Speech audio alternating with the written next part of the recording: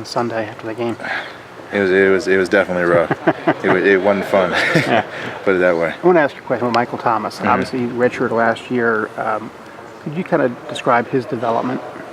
I mean, he obviously played his freshman year, and he took last year in redshirt, which I think for him at first was hard. But as he kind of got to take a step back and really develop his skill set and develop his mindset, I think that really helped him to playing as well as he has so far this year. I mean, he's done really well, and he's going to continue to do well based upon what he's done in this camp, what he had to do going through scout work and getting better in individual work last year, and then getting a little bit of experience his freshman year. So I mean, it's all kind of big process that's kind of undergone with him, and has shown why he's been successful so far. How's JT different from week 1 here to week 4? I mean, like everybody says, everybody gets better from from game 1 to 2, and we struggled obviously in game 2, but I think that struggle for him helped him get better as a player. So I mean, and last week he obviously threw for 300 yards. I think I was told that was the first time since Troy in 07, I think. So that was really good for him.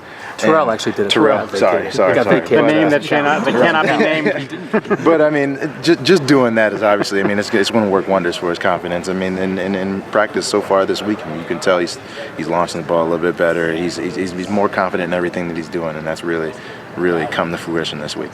When you have a bunch of guys who are trying to get on the field, obviously you guys have multiple guys at every position who can play.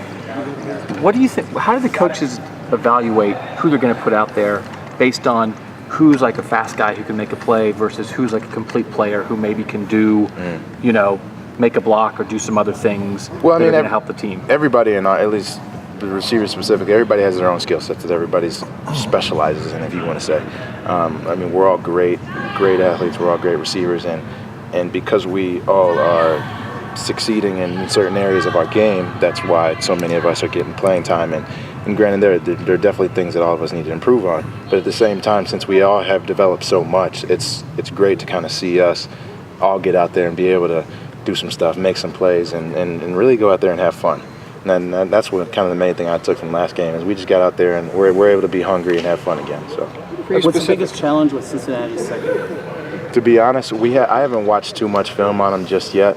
I've been taking this week to kind of just get my mental game right and just little aspects of receiver play to get right this week. But I mean, I'm going to start dissecting them maybe tomorrow or some point this weekend, and then get going next week so I can maybe get back to you on that one. Did you watch their game against Toledo?